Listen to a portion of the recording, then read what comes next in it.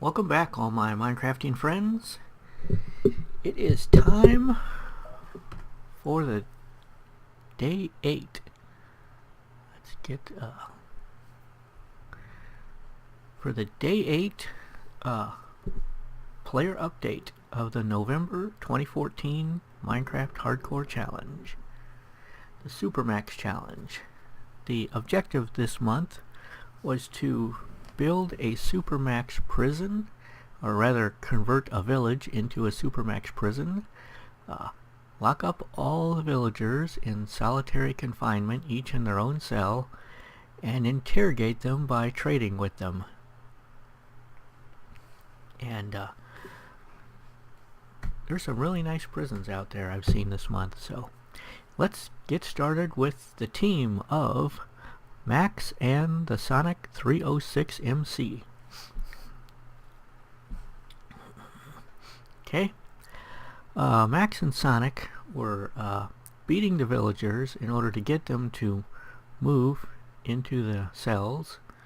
So, you know, that was against the rules. But nevertheless, they still played, and it was still interesting to watch.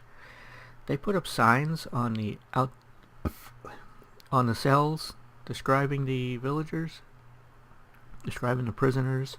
I can't remember what they put on the signs, whether it was just names or crimes or trades or what, but and a creeper blew up in the middle of their prison at one point, so they had a lot to clean up there.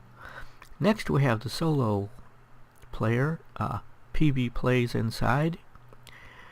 PB spent day 8 getting all of her prisoners into solitary confinement. I think she got them all separated. Okay.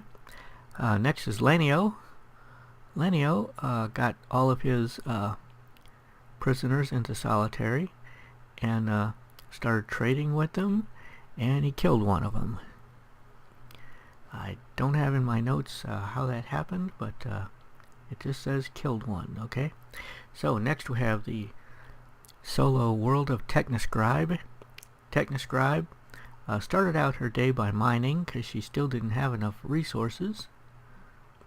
One of her prisoners went down into the mine, so she made him the mine supervisor and just left him down there.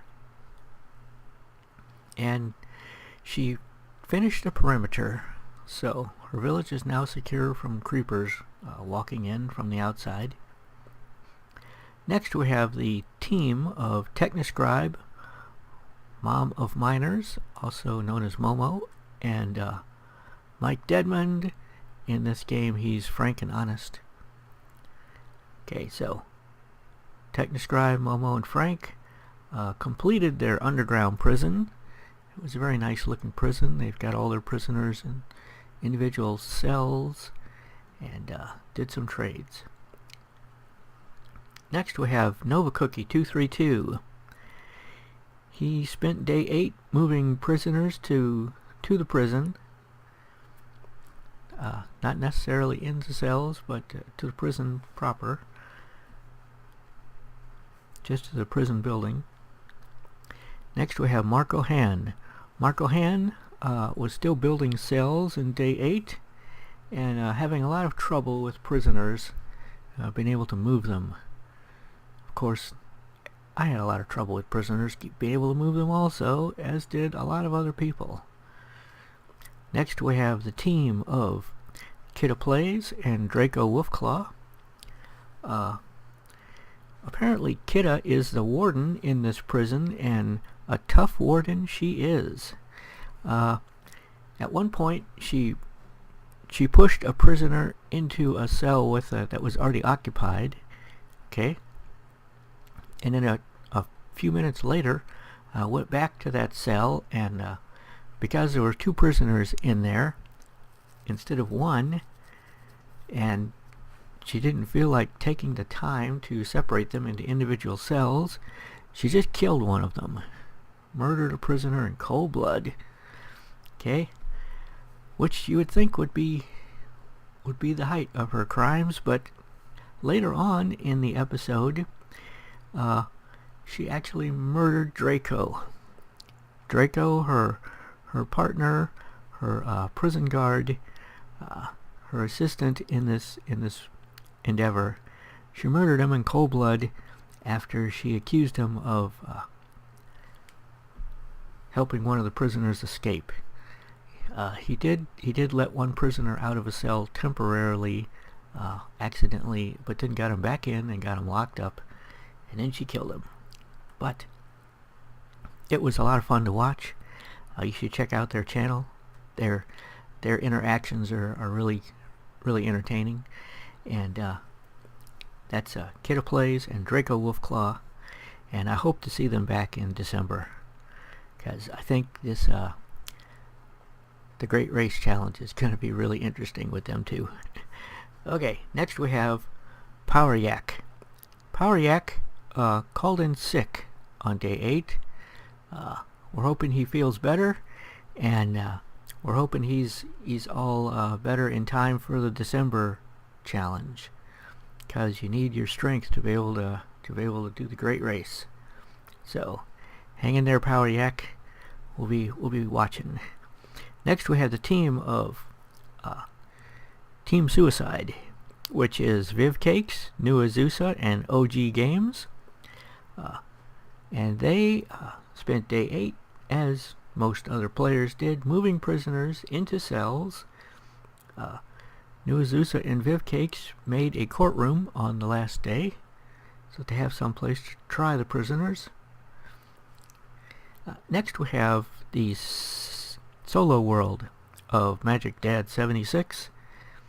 Magic Dad was moving prisoners with minecarts, and it seemed to be a very effective method.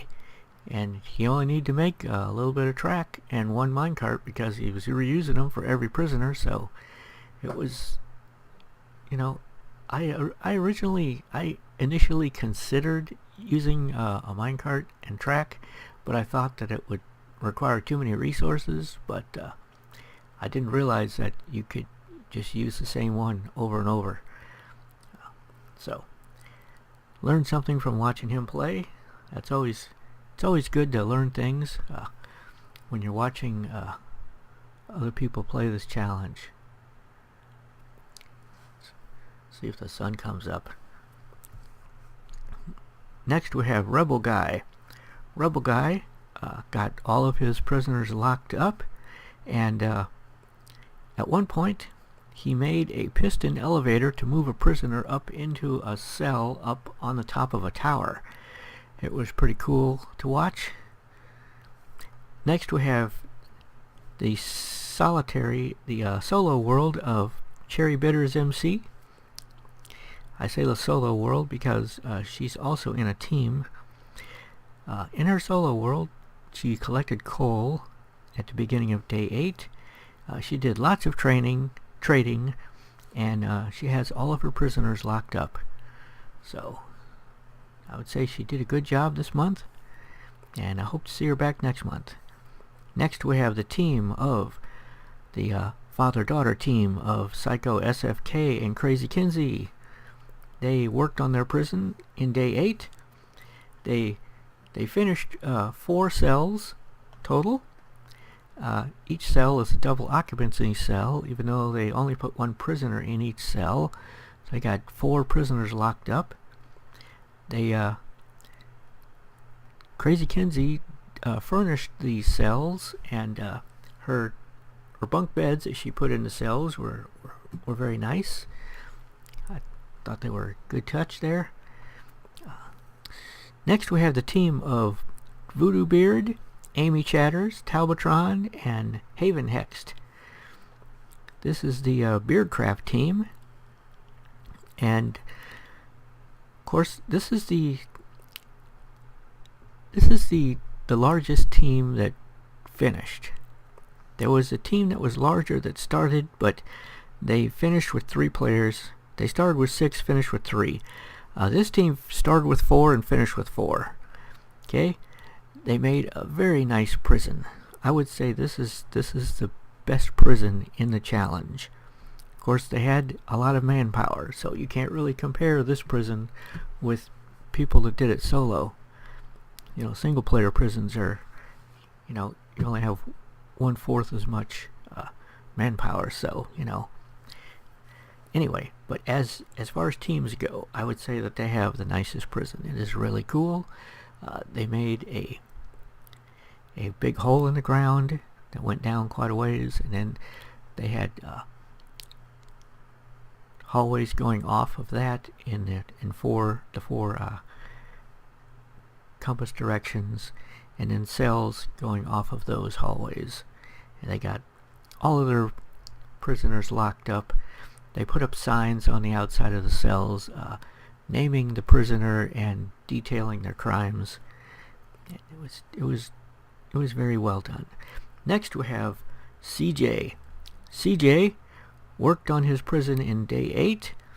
The beds in his prison look really cool. They're made from 2 iron trap doors side by side, and it looks just like an iron frame bed. Okay. His overall prison design was very, very good, very effective, very good looking, but he had no prisoners. Okay, so he spent the 8 days building the prison, but he didn't get anybody locked up in it. So that was a partial success, I would say.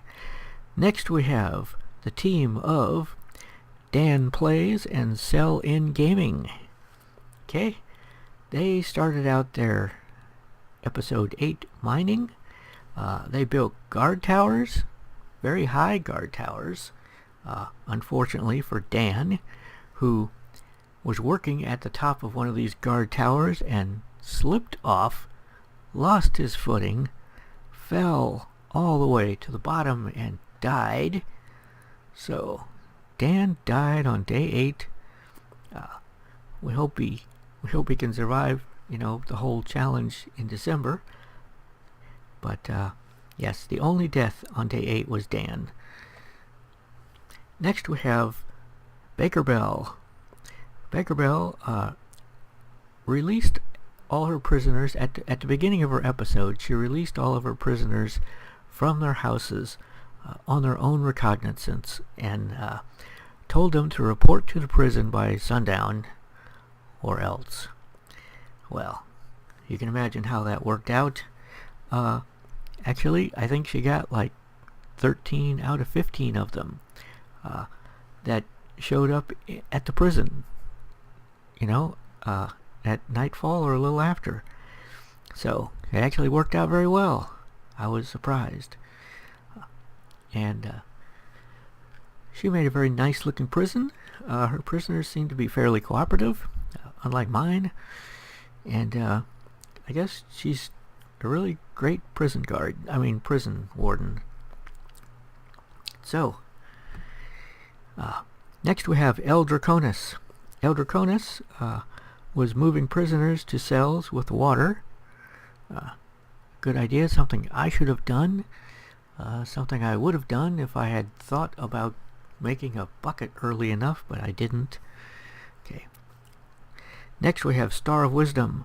Star of Wisdom had a prison break in day 8. Prisoners were running wild. He got most of them locked up, and he did some trading with them. Next we have the team of Steampunk Mage, Bandy, and Philbrun. They got all of their prisoners in cells and attempted to do some trading. And finally, we have the solo world of OG Games. OG worked on his perimeter in day 8, and he isolated a few more of the prisoners, the last few that were in houses instead of in cells. He split up the houses into individual cells. So that completes the November 2014 Minecraft Hardcore Challenge, the Supermax Challenge. It's over, although I'm sure some people, myself included, will be posting episode 10s where we give you a tour of the finished product of our vision that we had for this month. And I've been working on that, but it's still not ready. So sometime in the next few days, I'll probably be posting that. And I look forward to seeing your finished prisons also. If you want to do that, that's up to you. And the December challenge is upon us. It is Saturday, and I'm probably going to be recording my December 1st day right after I finish this. And I'm dreading it. I know it's going to be difficult. What am I going to eat? I don't know. You know, I mean, if I just stay and farm, I won't get anywhere. But if I move, I won't have anything to eat, and I'll starve to death. So I don't know what I'm going to do. You know? Okay. Well, I'll see you guys all in December. Good luck. I hope someone survives the whole time. This is Mike Deering signing out.